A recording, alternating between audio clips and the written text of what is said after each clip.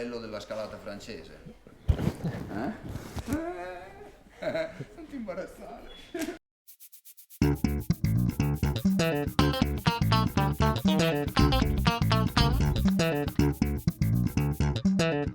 Jerome Meyer. Yes. 3 times winner of the World Cup. Yes. Okay, people remember you No. in competition. Yes, people remember you in competitions for your tempers and aggressivity. Then we knew you, and we knew a quiet person. I don't know what they are talking about. So- I just have a collection of yellow cards in my room, but I don't know what was that for. But no, it was a part of my life. Yeah, yes. I need to recognize. Competitive, just in the competition or also out of the competitions? No, out of the competition. Out of the I mean, competition. it would have been just stupid being angry in competition and not being angry outside of competition. This was not because of I wanted to be a champion or whatsoever. This is because I wanted to go on the top of the problem or of the route or so. And so I got some pretty bad stories about being angry in training. I hurt my heel. I did some couple of things that we can keep secret. And do you miss that time, the world of competition? You miss that time when you had to be aggressive with yourself and... Actually, not so much, because I mean, I did what I wanted to do, and I'm still doing some small competition in some way. I was last week in Sheffield for the master, and last year I did 5 competition, but that was not World Cup anymore, not championship. This was just some nice contest. I mean, it was with some great pleasure that I could be with some people, with all my past colleagues. This is how I still get some fun in competition, lighter world of climbing. But I don't miss championships, World Cups, and being serious in competition. So it's fine. Sometimes you climb with rope? Yeah, in order to go down and just check if there's some problems. No. Sometimes. But I was speaking with some people today and saying that I'm really bad. I can do some routes, but up to 15 meters it's impossible for me. It can be 6A, 7A, or 8A. And it's the same part? Yeah, it's the same part. So I really want to be start being better in routes because I really like doing some multi-pitches things. If I'm not better in routes, it would be just crazy going into that big high wall. Okay. So I will try this year. Now everything is set up. I will try to take my harness and go back on the tracks. Well, we'll see. You were a good student. Now you work. You mix climbing with other things in life. For the motivation, you think is better just climbing and nothing else, or having or doing something else and climbing in the free time? It depends of the people.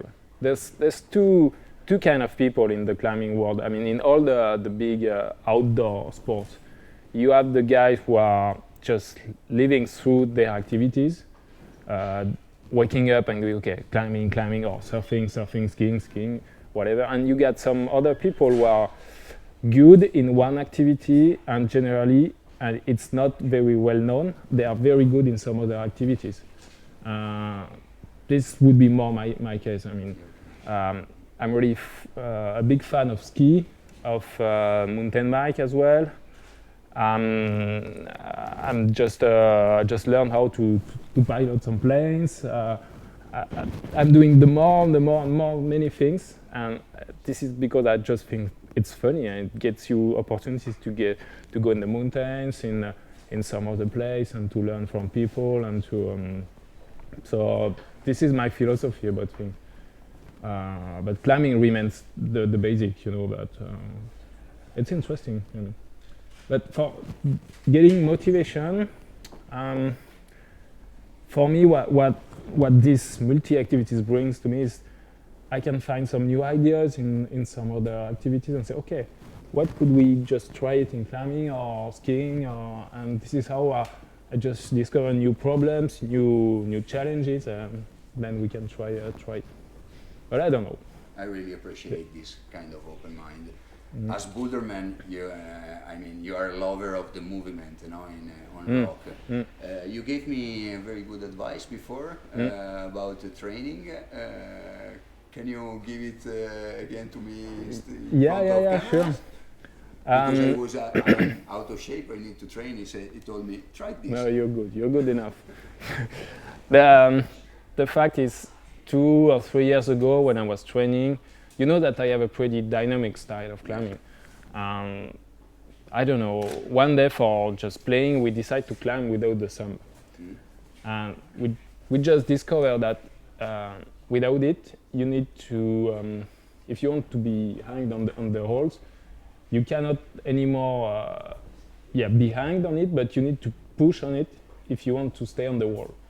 So it makes all your muscle and your body tension working more than usually.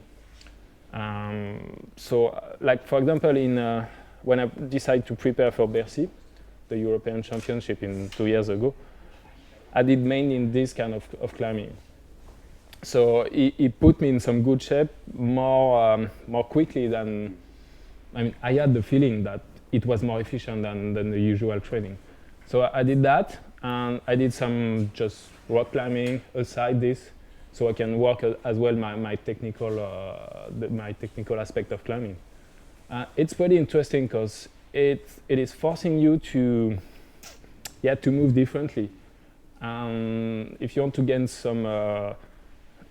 if you want to be more dynamic, it's very interesting because physically you are limited without your thumb, so you are forced to climb up and up and up, and it's interesting. But maybe it does not suit to everybody's style. So you can try, you will see. You tell me next year.